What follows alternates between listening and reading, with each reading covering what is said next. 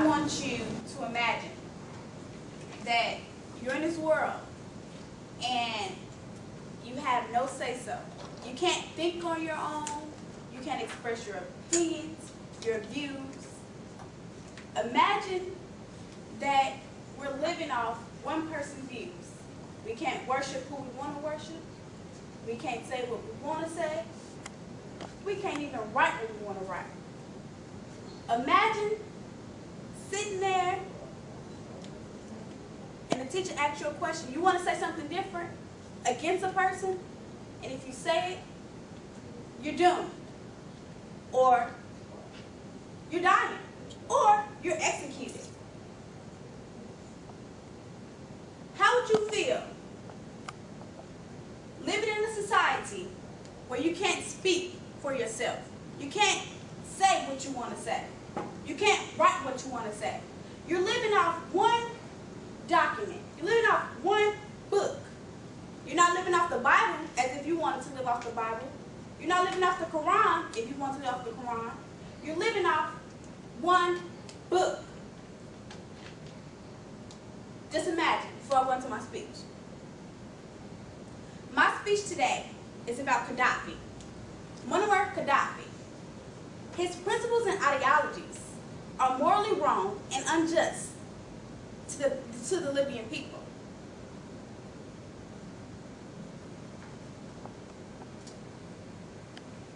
How he became the dictator of Libya was in 1969, he defeated King Idris in a coup d'etat in which he defeated him and won. So in 1969, he overtook and changed the whole morals and values of the Libyan people. My thesis of my topic is Qaddafi's principles and ideologies and treatment are morally wrong and unjust to the Libyan people. His values are stuck on socialism. Socialism being one man's values, one man's view. If you don't like it, you have to accept it, whether you like it or not.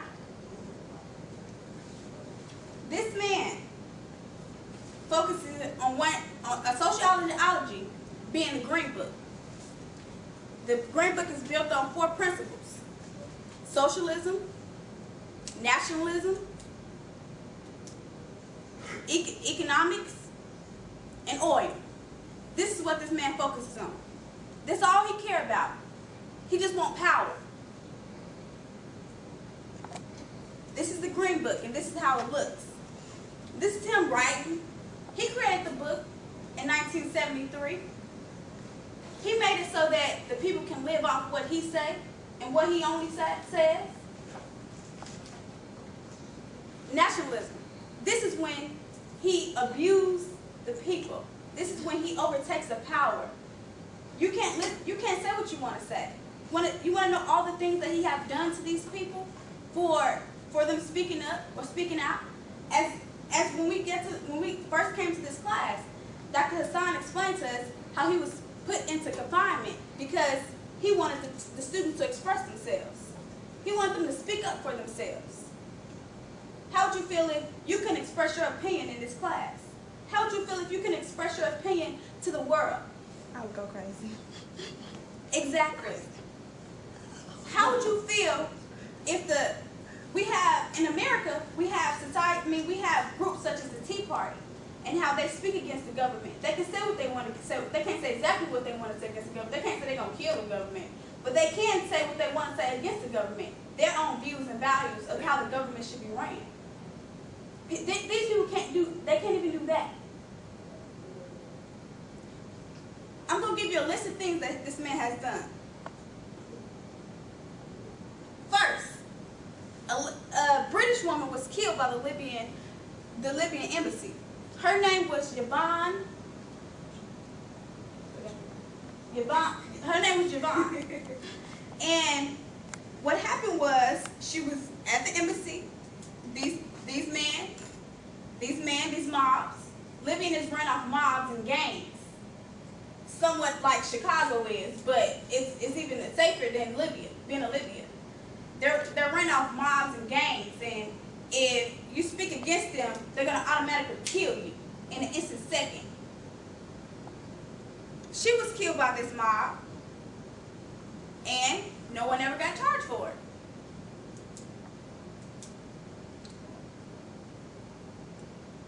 The Lockbreed bombing, 1988. This is when Qaddafi and his troops and his armies decide they want to kill people. They want to kill the Roman airport. They killed 127 people. 127 people on this air flight. 707 flight. Oh, the Black September terrorist group. This is one of the groups that Qaddafi supports. These people brutally terrorize people for saying what they want to say. He supports this group. This is insane. Morally wrong.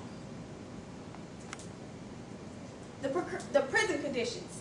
Imagine going to jail for a minor crime or minor, in our prison systems. My mom works at a prison. In our prison systems, they still have their rights. They're still able to do what they want to do. Imagine living in confinement. You can't move. You're beaten. You don't have a right to say what you want to say. You're beaten every day. As soon as you wake up, you're beat. You're just terrorized in prison for no reason. These people are beat. This is the living conditions that they live in. They can't see. They have to stay behind bars. Look at this. No bed. This is the Abu Salam prison massacre of 1969. These people, this is actually the 14th anniversary of the massacre. These people were brutally beaten because all of them was against Qaddafi.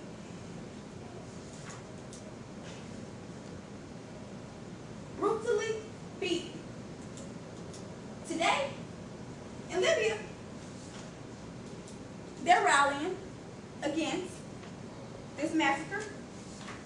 Qaddafi was never charged for these murders. The families of these victims were never informed.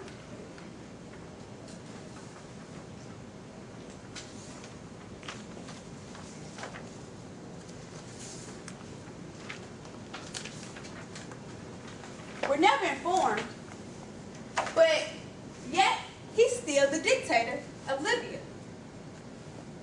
Yet they're still living off this one book. To this day? Till this day. He also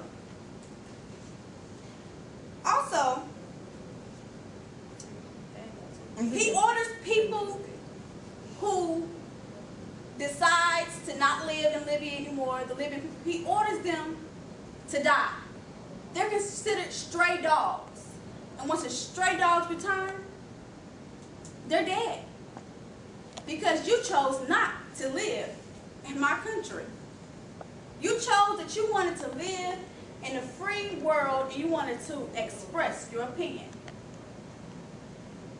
Till this day, after 41 years, Qaddafi is still in this predicament. Till this day, after 41 years, Qaddafi is still standing where he stands. 41 years, Qaddafi is still the dictator of Libya. 41 years, this man has created massacres, bombings, deaths after deaths upon deaths. Till this day, he's still the dictator of Libya.